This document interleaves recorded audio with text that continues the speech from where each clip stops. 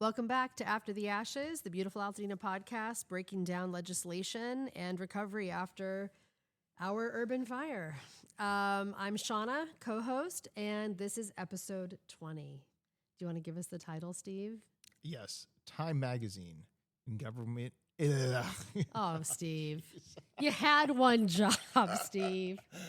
Episode 20 is Time Magazine, In Government We Mistrust, and a Call for Unity. All right, thank you. Sorry, everybody. My wife will tell you I'm the worst when I have to read off of a paper. No or teleprompters something. for you, Steve? No, I wing it. Well, as you know, so do I. Indeed. No one should know that we often put these podcast episodes together literally minutes before we do them because for a lot of reasons, that's how fast everything is moving. And to keep it as contemporary as possible, we have to do that. But also, it's how we work. Can you believe we're at episode 20 already? I can't believe we're at episode 20. Isn't that crazy? Are we having fun yet? Indeed. And we've been on our own with no no assistance for, 17 of them? Yeah. Yeah. So here we are. We're going to kick off this episode with another media roundup because there's been a lot of press the last couple weeks since our Thanksgiving holiday break. And there'll be a lot more coming. And there is a lot more coming. So there will be many more of these as so many are working on their one-year stories. But, I think the biggest one is Time Magazine, right? So yeah. Steve and I kind of knew that Time Magazine story was coming because we were both interviewed and we are both quoted in the story. But I think that was a hell of a piece, Justin. So the writer of that piece, Justin Warland, is one of ours. Justin was born and raised in Altadena. His family home was lost. Yep. And so this, while he went into it with as little bias as possible, and I say as little as possible because we're all human, we're all biased to some degree, but he really went into this with an honest and open heart, and that is the story. The story is honest, and I know it pissed off some powers that be who viewed it as not very flattering, but it was an honest telling of how it has gone so far and where we're at. And I think, for all of us, who want to talk about that story, this story ended up, was so long in the making because it's not only really involved and incredibly well researched, and I know Justin spoke to virtually everyone he could, dozens of people over the course of months. The story made the cover. So Altadena, and a really incredibly powerful, impactful aerial photo of my tract of 4602, where everything is effectively gone, is the cover. And so Altadena is the cover story. And that one, if anyone wants to read it, it is available right now on stands. I'm sorry, it's available right now online, and it will be on stands on December 8th. The cover, the date on the cover is December 8th. Oh, cool. Okay. You didn't know that, did you? I didn't. Well, So yes, and in fact, I want to read. I'm going to take a second and open this up because I want to read the actual headline on the physical print cover. The story is titled "The Aftermath."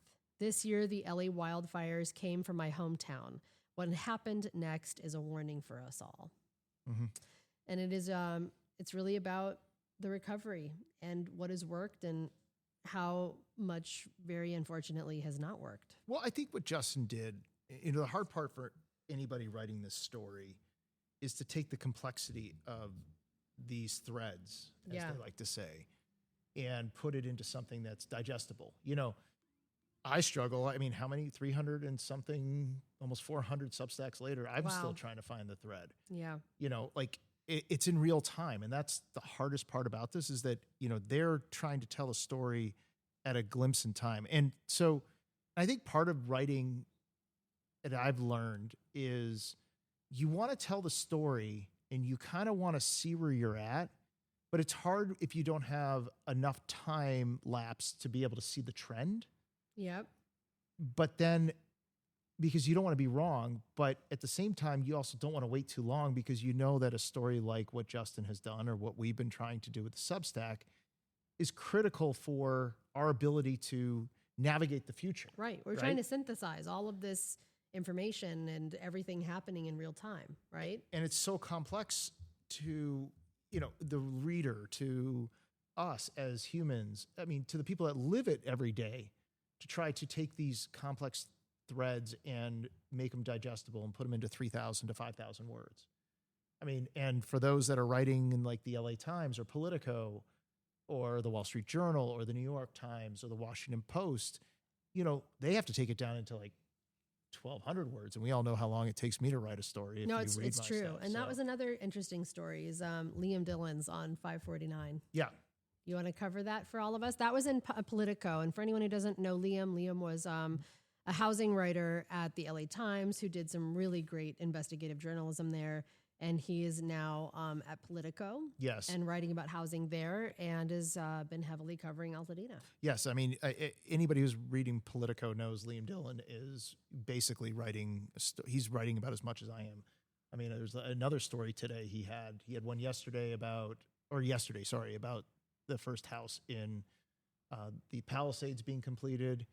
But his real story, he's been writing little ones along the way, but the big one that I think he's been writing was this one about 549. Mm-hmm. And that's the Ben Allen bill and the Countywide Rebuilding Authority. And, you know, the idea... I think we need to go back real quick and just give the listener some context that bill was shot down. That bill was shot down. At the time that 782 and You 797. were up there, I was remember? there when This all was this Spencer happening. Pratt. And for those of you that Yep. know about Spencer Pratt and his noise, which really didn't affect the bill, Shauna and Serena, who went up there for Altadena, you guys were basically the chair of that committee said that they were going to choose between 782 and 549. The 549 was the county-wide authority, whereas 782 was one a city and the county could do.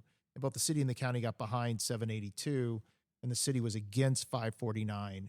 And so the chair of the committee said to shelve that bill pending the outcome of whatever was going to happen with 782. Right. Essentially, right? Yeah. And so Liam wrote about that back in the summer in the Times. And I think, you know, he had a piece, the cover picture of that story is Assemblyman Harabedian on it. Mm-hmm. And, you know, basically Harabedian is telling everybody, you know, there are too many cooks in the kitchen, but there's no recipe essentially. Like, Right. we need to come up with a solution. We need a plan. Anyone heard this before? Or if there is a plan, we need to articulate the plan. I'm just glad it's not me saying it for once. Well, no, the media is confirming what we're saying. Yeah, I know. And, you know, Liam did a great job telling the story. His thrust was, does the county still need a rebuilding authority to comply with, you know, the findings of the Blue Ribbon Commission and, you know, the Lindsay Horvath's, you know, push on that side? I'm not so sure that's going to happen. I mean, we don't know, but I never count out Lindsay Horvath when it comes to anything that she does. But I would also say that I think that the train's left the station in terms of the rebuilding authorities because they would use tax increment financing as well. And we all know that tax increment financing is being gobbled up in our area with the Climate Resilience District. And I know that the city is also looking at something from my conversations with the folks in the Palisades, something similar. I will say this, though. I found it interesting that 549 started to resurface about the same time the NDAA included the CDBG reauthorization. Yeah, so that is maybe the timing is interesting. Maybe there's something there about, you know, trying to bond the future money coming from the federal government if and when that ever happens. And maybe that's probably driving a lot of this. I don't know. I really, this one, I don't know. This was just, it kind of struck me sideways that this was being brought back, but potentially there's another plan on the horizon that we're not aware of. It's very possible. So maybe we'll see further. But I did say it was interesting at the end of Liam's piece, he left open the idea of financing. I'm going to pull up the piece right now because I think it's important to reference the exact line. Quote. I'm going to quote the media. And he said, he was talking about the idea about rebuilding down in the Palisades. And the quote was this: "You can't rebuild this community without funding. It has to come from somewhere." AB 797, perhaps? Yeah, right. Well, we've heard before that that 797 may be resurrected, and we can only hope. Well, we've because heard we need all of rumors. the We've heard frankly the rumors. finance structures we can get. We need all the money we can get. Well, so I would say to Liam, when you're ready to do a follow-up, obviously we have a solution to discuss about the financing. So you've left it open. So now maybe you've defined the problem. Now let's start to define the solution. What is the solution? We don't know. Well, no, I mean, we know where we can start to We pull do. the We capital do. Start stack to pull it together. We Yeah. do. So I think there's a couple of other media pieces I want to talk about, but let's jump into this one because I think it's fits in here. Is this the story from Rebecca Ellis in the LA Times last week? Yeah. That was largely on Measure G. Well, it was about the lack of that's Well, where it was the about- mistrust was. Yes. Yeah, it was the lack Well, of it support. started out with Measure G, but Well, they no, also it started out with it was the idea that there was a poll that was done. exactly. We also have a survey in here that revealed something I don't think will be a secret to anyone who listens to me It was or our podcasts. dissatisfaction with the county. Correct. It's That was my county subset. dissatisfaction. So the takeaway from the poll from the survey was that 4 out of 5 Angelenos who were surveyed, who live in unincorporated areas, had lost faith in county government and believed that resources and their money was being mismanaged, and their communities would be better off on their own. Well, in other words, 66% felt we were heading in the wrong direction. yeah. 7 out of 10 agreed the county government needed major reform.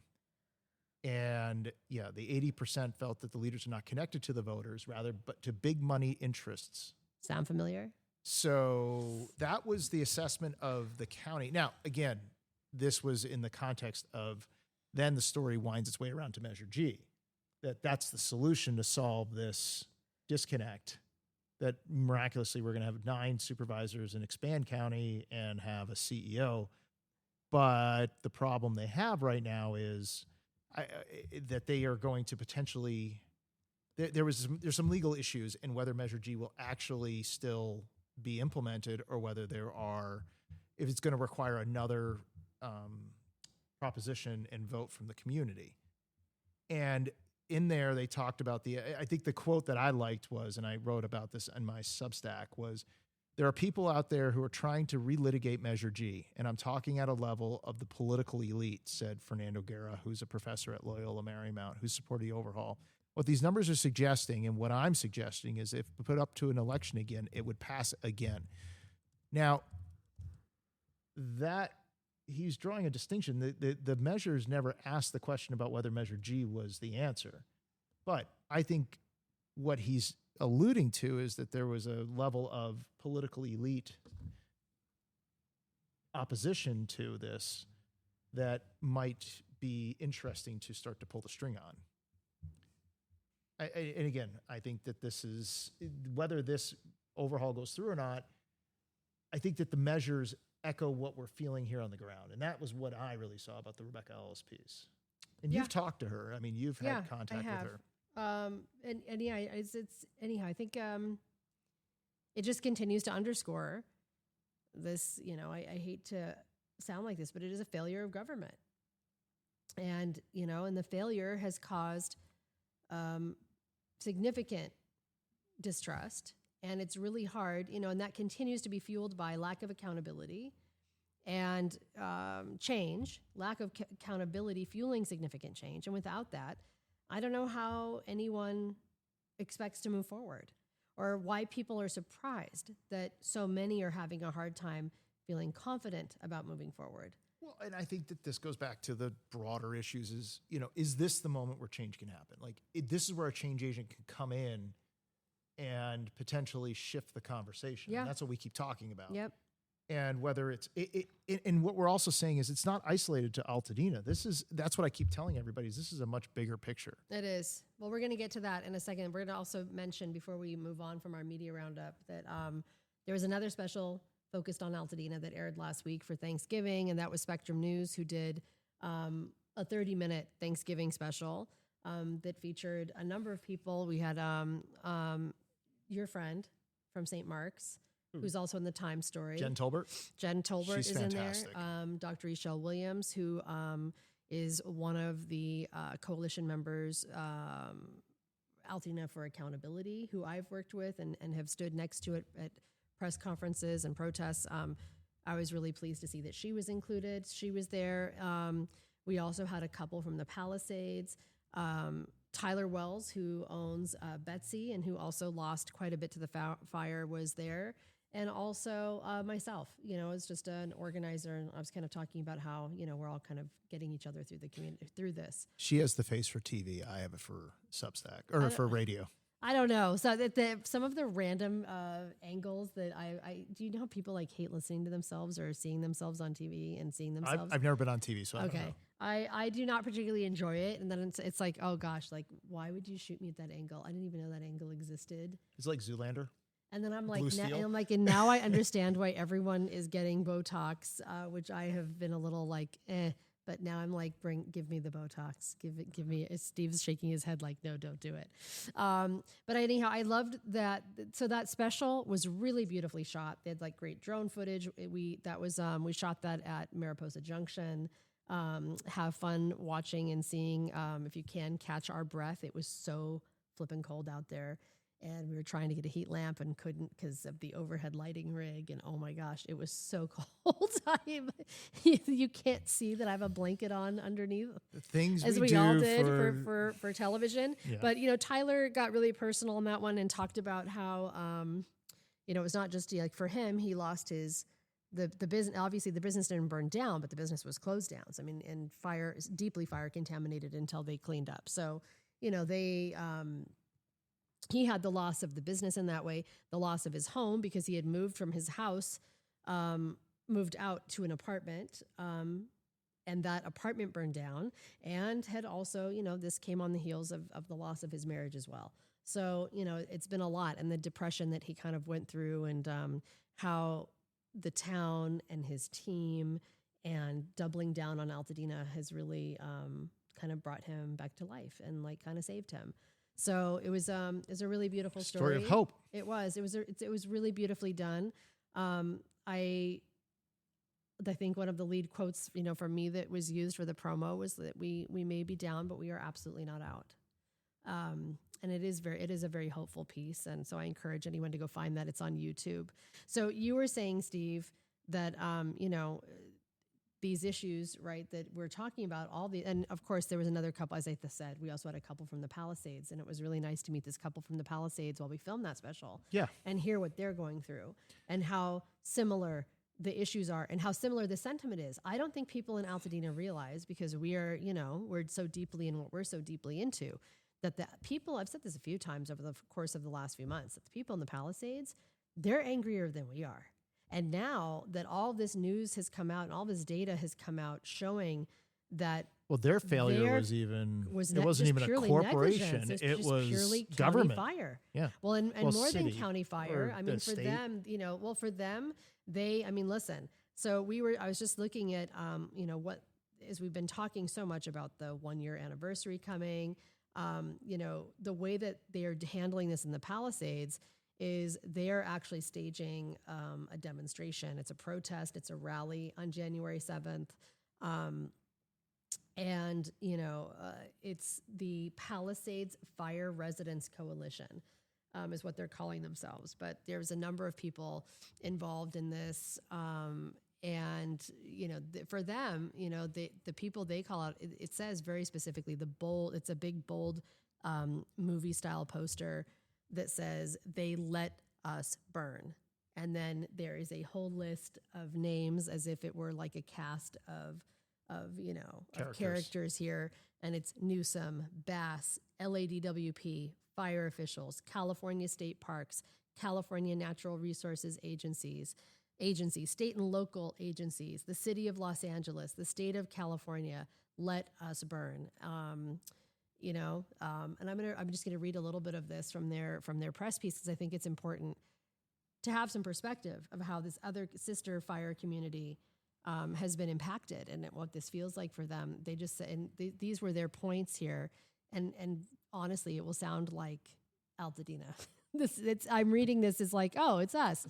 They let us burn through gross negligence, mismanagement, poor preparedness, lack of infrastructure and protocol. Oh, it sounds like our independent report. They let us burn with gaslighting, lack of transparency, accountability, and vision. Does that sound familiar, Steve? Have we been saying this for 20 episodes? They let us burn, but we rise like a phoenix with or without their leadership. And that really struck me, as this is another community facing so many of the issues that we are. It's easy to look at them and go like, hey, this is the wealthy version of us, right? And yes, there is a lot of wealth there, but hold on. Yeah, I really want to speak to this. There are so many in their community who are having the same problems that we are, in that there's an affordability issue. There is a lack of wealth issue. Yep. There is a generational. There is, but also I'm trying to if you could see me over here hand gesturing as I'm trying. No, it's not 6'7" to come up with with what I want to say, but the inequity really of like where the wealth is and who has it and who doesn't and who can access it and who cannot. And the fact that so many people in the Palisades, just like here in Altadena, want to rebuild but can't. They don't know how they're going to rebuild. And people are being forced out of their community. Yeah, because of this. And this is, and what I was going to say is that I had a conversation with someone from the Palisades over the weekend, and this is exactly what they said. And I said, well, it's Altadena. And they go, yeah, the presumption is Altadena is on its own here and that the Palisades is this very wealthy enclave. And yes, there is tremendous wealth there, but there's also a lot of families that have been there in 1,500 square foot houses for 50 plus years, and they've lost everything too. And just like us here in Altadena. Yeah, exactly. So we are siblings. Yeah, we are. Like I said, as I read through their press release, it sounds just like us. Well, and that's one of the things that, when I walked away from the conversation with this person who's much more involved than I had thought, I said to myself, if only we can unite, because we are fighting the same fights. Exactly. And, we have resources that they don't, and they have resources that we don't. Like, how much more effective could we be if we were together than if we are apart? Yep. And I mean, the same systemic failures are evident in both. So, I mean, yeah, there's going to be differences like the lawsuits, whose responsibility, et cetera, but I think ultimately the solution to they're going to be in a mass tort too, though, just like us. They're not going to have a wildfire fund to. No, it's going to be it's going to be the city's going to be using all the money from their tax increment financing to pay off the funds that they're going to have to use to rebuild the city. Exactly. Ironically enough. Yep. But anyway, the long and short of it that I took away from it was we're still going to have to rebuild. And correct. The same people that let them down have let us down in different ways. But we need to find a way forward. And if we could do it together, it would be the same as everybody is talking about having, consolidated procurement to rebuild homes to lower the price and maximize the capability or maximization of, the efficiencies. How great would it be if we actually work together and we can probably maximize the effects and the solutions? Exactly. And this is what I've been saying here, and again, for anyone who's been listening for all these episodes, you've heard me say this multiple times, is that, unfortunately, so much of the work that is being done here in Altadena is happening in silos, right? Within individual small groups for various reasons. But, some of it is groups, some of it's organizations, some of it's individual leaders. But, ultimately, I think everyone feels like they have their issues and their thing, and they're very laser focused on, their issue and their things. And in some cases, how they're going to fund those things and how they're going to continue to fund the work that they're doing, which, is its own animal that we'll talk about as we talk about philanthropy and where that funding comes from and how it is going to be a segue. Because all of these things go together. But, for all of these reasons, all of this work is happening very siloed and people are not working together. And there's even work happening, separate of one another. There's even, I think the perfect example is what's happening with the park, with Charles G. With the park, right, in Altadena. And the fact that people were so upset in that community, a faction of people, including some folks on our town council who were very vocal and very upset that this park redevelopment was happening with county in conjunction with Disney, without conversation with the community, since, for those who've been in the community a long time, and I recognize that not everyone has been, they had been in talks for years about how they were going to fund and how they were going to redevelop that park, because it is such an important park to the Black community. And so, what should have been really well received, unfortunately, was not for everybody. And it's an important exercise again in the fact that we have to actually be talking to each other and listening. And that is unfortunately not happening. It's like, I used to say this with my clients and with my teams all the time, that it's all about, everything is about expectations, right? Someone would be like, oh my God, this didn't happen, or like this story didn't hit, or this thing didn't come together, or we missed this deadline. And like, oh my gosh, the sky is falling. And, my answer always was, in business, in life, in all of this, it is about expectations and creating real expectations. And that comes through open communication. It's that simple. Something's not going to happen. Great. Go tell the client, go tell the partner, go tell them now. This is not going to happen, and this is why. Because, and this is what the expected outcome is instead, and this is how we hope to get there, and we'll keep you abreast. Managing expectations. Thank you. That is literally all it takes. Like, if you leave people in silence, they're going to fill in the blanks on their own, and it's never good, right? No, it's an effective tool in certain circumstances. And it would be in this one, in how to manage a community, and how to manage a community that is in trauma and grief and desperately wants to move forward somehow or another, but does not trust in any of it or have faith in any of its institutions, and that none of this is helping. Well, but if you even when there is a little bit of good help happening, but it's not being talked about with everyone. Because the silo is the key. It's keeping everybody siloed and keeping everybody separate, keeping everybody working at cross purposes. Sound like the whole country right now. But the idea, keep us fighting with each other instead of actually looking at what's wrong. But what you really want to do, and this is start getting people united around an ideal, around a vision, around something, and that was what, back in March I saw this, and that's why I did the plan that I wrote through the nonprofit. I said, we need to have something. I don't care if you're attacking me, because you know what you're talking about is you're talking about how we're moving forward. Yep. And attack the plan, attack me, attack whatever it is, but don't have it where we don't have anything. Start talking about what these things are. Talk about the ideas. Let it be the prompt. Don't be afraid. I feel like right now we're dealing with a lot of fear. Fear in the community, but fear at the higher levels of the scale and scope of this. And you can't control something like this the way you can control everything else. Right. And, that's why if we were working with the Palisades, if we were elevating this conversation to these national trends, these national conversations that are happening, I think it would be tremendous where we can go with this. I agree with you. It would be. And it's unfortunate that those conversations aren't happening. And I know I've had this same conversation with a number, again, of our community leaders and orgs in the past. And again, more recently, that like, this is it as we head into the 1 year. Like it is time for everyone to find ways to come together one way or another. Because as I've been saying since day one, we can all, in anyone you think you have some beef with, or you have an issue with, or you don't agree with, great, get over it. We can get back to that in about a decade when we have a town to have the luxury of getting into petty bullshit. We don't have the luxury of that right now. No. This one takes the entire village, everyone who is left behind, everybody who is still here, everyone who's fighting to come back, those, who are not going to be permanently displaced from Altadena. We have a town to fight for. We have the soul of a town to fight for. We have what's left of a town to fight for. And that is a very worthwhile cause. And I think we all agree on that. And it's how do we come together to actually be effective? Well, I think we got to start telling the story. Well, we got to start telling the story, but we got to start talking to each other. We got to have a vision. And the way you start talking is you throw something out there and let people attack, let people engage,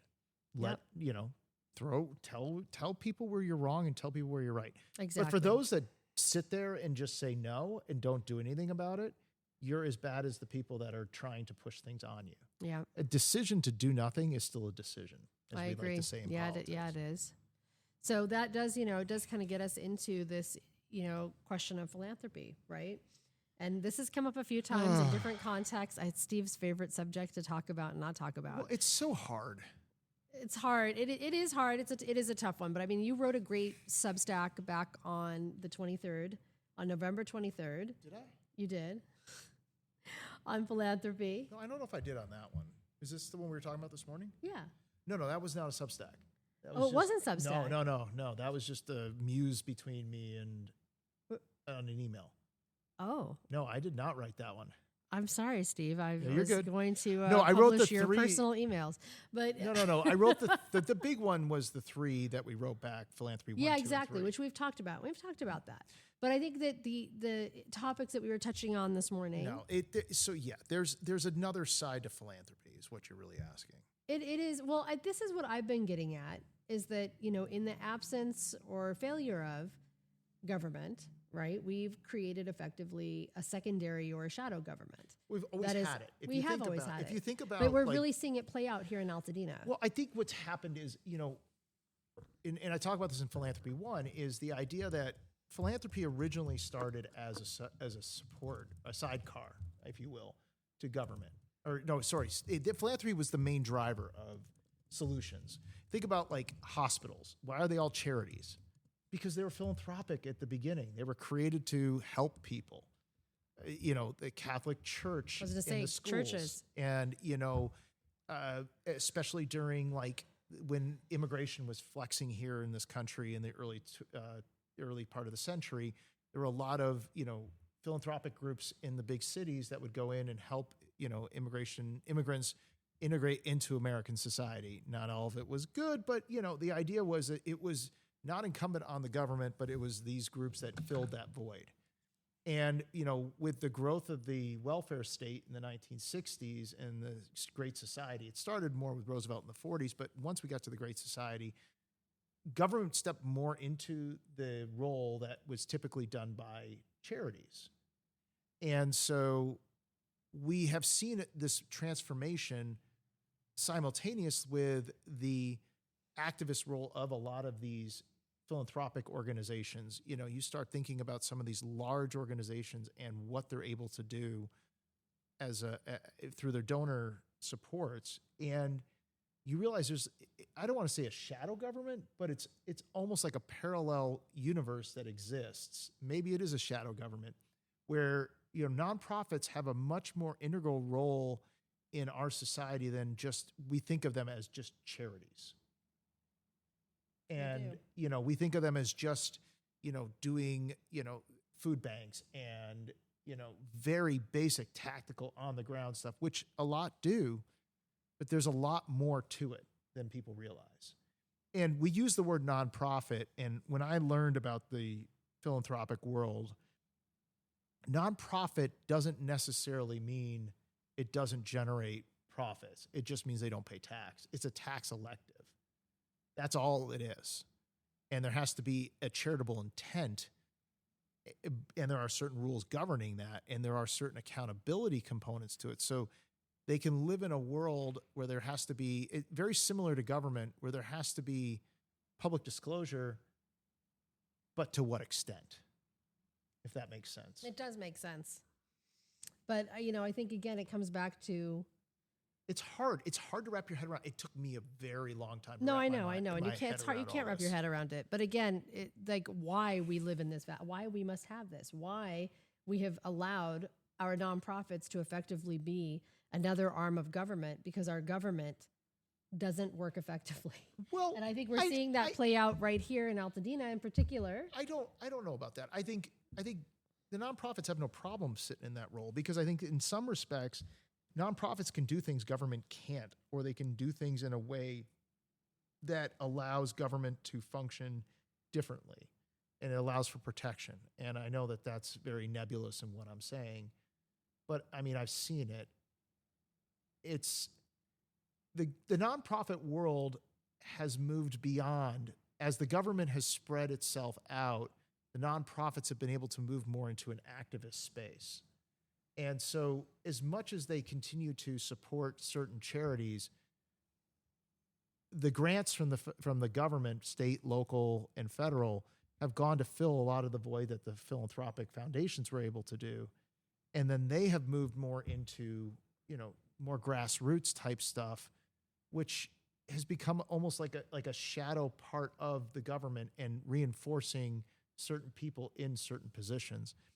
It's not everybody, but there are definitely components to this that are coming out. I mean, there was a little bit of this peeling back the kimono, so to speak, when the Trump administration was going after USAID. And a lot of those organizations were getting grants through the federal government that were supplementing, that were more activists than people expected. And, then you have these larger philanthropic organizations supporting those initiatives as well. It's like a shadow government that's set up that when we have money that comes from the government to a function, especially with Congress or even the state or even local, those appropriations are tied back to accountability for the elected. So the electeds can hold hearings, audit it, have more, they're public. But philanthropy can operate not necessarily with the same restraints that a government does. And so it can be a tool for good and it can be a tool for bad. How's that? I would accept that. And I think, but again, I think that it does not come without, great responsibility and question. And case in point, Annenberg, the fire aid money, questions still swirling, investigative reporters still working on these stories of, where did this money go? Well, I think you start with that. Because it's all just, I've made this statement before. It's like, it's trickle down economics. It's going from nonprofit entity to nonprofit entity to nonprofit entity. And, at some point, some of it gets into the community, but it's... So that's I don't want to say scandal because scandal's the wrong word, but that's the obvious question that people want to know. But to me, the question I've been asking a lot of people in this space has been more, how much money outside of the fire aid money has been actually allocated to the fire support? Exactly. I don't think there's been a true accounting of this yet. I know there are people looking at it, but what is the true number out? We had $100 million cascading through the philanthropic organizations down into community groups, and these community groups serve their functions. And I think the utility of that is going to be very interesting in the subsequent rounds of when the funding has dried up and which of these groups are going to get more money and from which source. Are they going to get it from the corpus or the money that is typically allocated by these large foundations? I mean, to put it in context, I think the number is like $50 billion worth of assets are controlled by the largest foundations here in Los Angeles. Yeah, it's incredible. That's an incredible amount of let's money. assume they're giving away 5% a year. That's $2.5 billion a year that's cascading through our economy. To give you context, the CDBG, the Community Development Block Grant money that goes to revitalize communities in and around Los Angeles County is about $50 million. We're talking $2.5 billion. So understand the scale and scope of what we're talking about here. This isn't chump change. And that doesn't even include additional investments and things like that go along with this. So I'm very curious how much of that $2.5 billion was actually allocated to fire aid outside of that additional. Yeah, which is a good question. Someone should dig into that. Well, that's a question I've asked. I know. Someone should work on getting an answer and an answer too for how, where all this money has really gone. I think it's, again. Yes, I think that's community should have an answer. That's the the headline, but I think it's the deeper questions that are down there about how that functions and why these organizations are getting the money, what their purpose was, and if they don't get the follow-on money, that's the story too, is why did they not get the follow-on money? Were they established for a reason outside of something? Were they ineffective anymore? What's changed? And so that to me, at my intellectual level, want to see those questions asked, because I think that gives you a better insight into what's really happening in this ecosystem that exists in sort of this netherworld that is very opaque. It is opaque, which is why there's so many questions. More questions than answers. Well, isn't it interesting that we can open up some of these questions through what's happening here? Yeah, it is. It is. And again, remember, for those of you that don't think that the philanthropic community has a lot of support or a lot of influence in this particular Oh, yes, matter, it does. they are the biggest champions of the federal money and Yep. the unification of organizations around ensuring that federal money comes. I could tell you this, though, both for me, I've never taken any money out of the philanthropic as a result of the fires. Have you? Nope, So- nor have I. Okay. So I mean, we were offered early. I don't know for you. I know I was offered early on, Nobody's ever offered me anything. but that money very clearly came with strings, and strings I was not interested in being attached to. That I rather just do this on my own, on our own, right? I think as most know, or if you don't know, like as Steve just said, we've taken no money from any entities. We're entirely self-funded. My trip to Sacramento was self-funded. I'm not working on any agenda or for any agenda other than, frankly, the betterment of our town and ensuring to the degree that we can that this not happen to another town. This took out our community, and the next time it's someone else's community. But look, there are organizations that have come before us that had institutional knowledge, and different groups have I know reached out to you and reached out to various members of our communities, and there are more well-known organizations as well. Our hope is that we were going to have the ability to help, or organizations have this template, or communities have this template. That is why I did the Substack, frankly. Right. A, to get the message out there, but B, have a historical record. If someone's willing to wade through 400 different posts of my writing, they might actually have a way to go through it and see how we went through this and have a historical record. Well, it's what we talked about in the last episode. We have an incredible opportunity here, right? An incredible opportunity to develop a path, develop a system, a way, because again, this is our town right now. It's going to be another town. Mm-hmm. And, there's opportunity to create a path for how to recover and how you get through this. And unfortunately, that hasn't happened yet, but we can only hope that everyone starts talking to each other and working together and tapping into all those incredible resources and minds, and that we actually get somewhere effectively. I mean, we're stronger together than we are apart. Yes, we are, always. It's funny, the Altadena Chamber of Commerce does an annual Citizen of the Year and Business of the Year. Okay, and so the voting was just open for nominations again, or it wasn't voting, it was the call for nominations. And then the Chamber of Commerce determines based on those nominations who is the recipient of those awards for the year. But, this came up in our group it was like, oh, you need to nominate. And of course, a lot of names came up and, anyhow, it doesn't matter whose names came up, but many came up. But, to my point, as I said there, and I'll say here, if it were me, I would frankly give that award this year, the Citizen of the Year, and even the Business of the Year.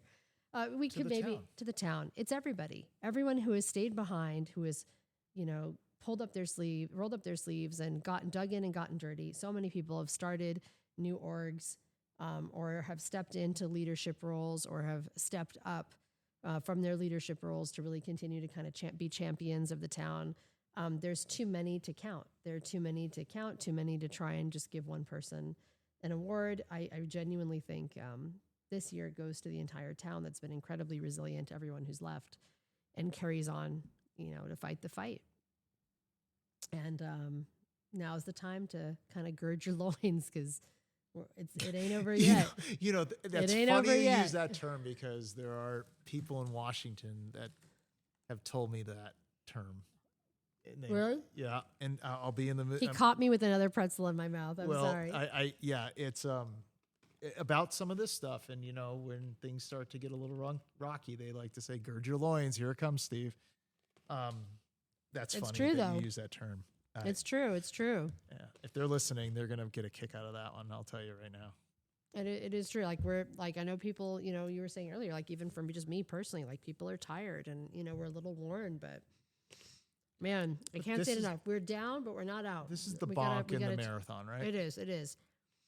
This is that tough. For anyone who's ever run a marathon, I have, though all proof of that is now gone with my house, my race medals.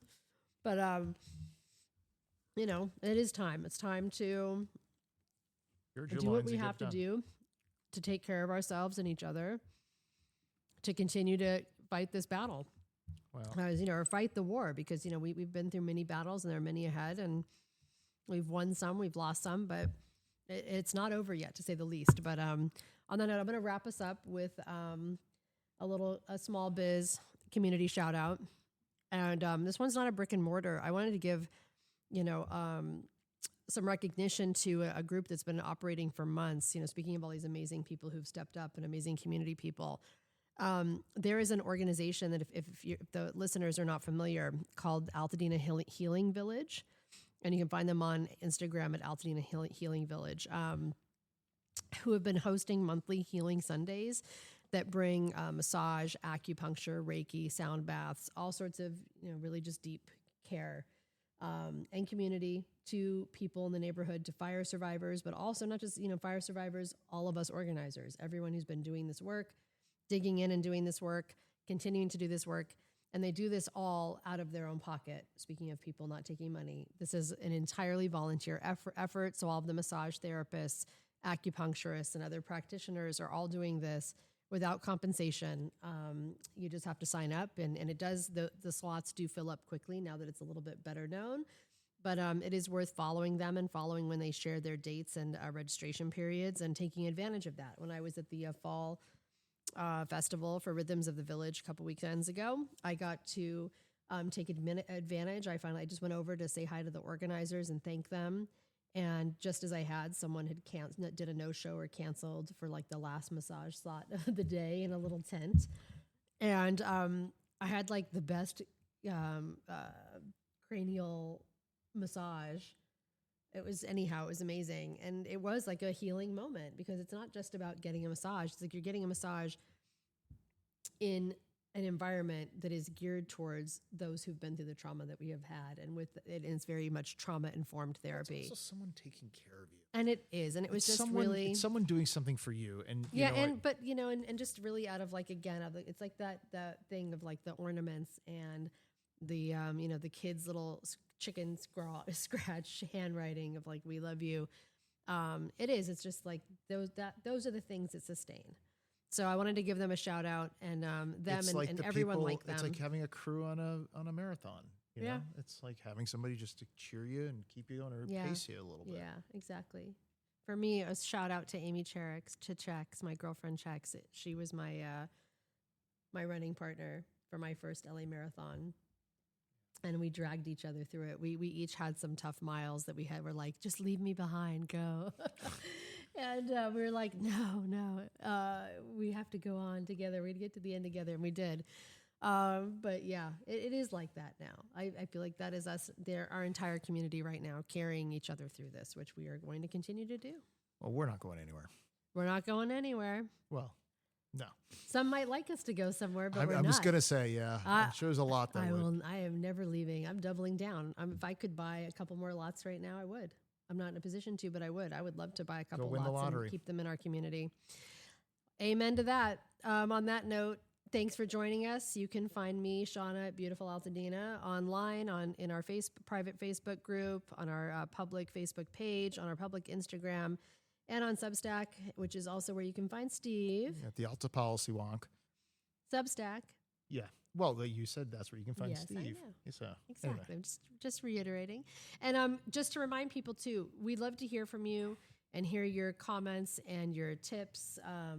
So, if there are things that you want us to cover, if you have questions, if there any of that, drop us an email. It's beautifulaltadenaog@gmail.com. I actually had a tip.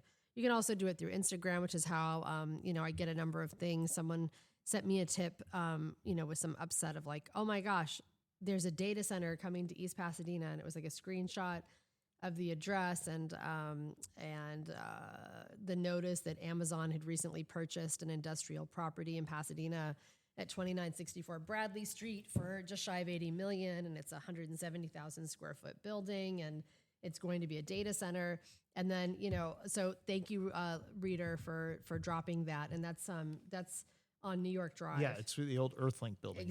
Exactly. It is the old Earthlink building. Yeah. Right adjacent Canaloa Mesa. Talk about coming full circle, eh? I think it's kind of, Sorry. So I thought it was kind of interesting that that had come up again like it was a new thing, but it's not. That's been a data center that's been in use for many years. Do we have the power to function? Well, an that's AI just it. data center? That's my point. It's been happening. It doesn't sound like there's any new use. It sounds like if you were to believe Reddit, that the new use may be quantum computing chips, and that this would be a fabrication center for that. But it doesn't sound like it's going to be suddenly I the can't meta imagine data center that some people thought it was. I And can't again, imagine that they wouldn't understandably- be celebrating that in the newspaper here in Pasadena about the economic development that would bring. So Yeah. honestly, knowing that world and knowing the fact we have so few of these types of wins, Yep. that would be a win we'd be championing. Exactly. So for those who send these things in and send those tips in, we'll keep following it. It doesn't look like it is what it sounds like on its face, but we'll keep following that one. And if you have other stories like that you want us to look into, follow, let us know, and we will. Yeah. I love a good fact check and a little investigation. I also love good comments and good feedback. Me too. We do. Or even the bad ones. So to those that have given us those, thank you. Thank you. So until next time, take care of yourselves, and we'll talk to you soon. Enjoy the holiday season.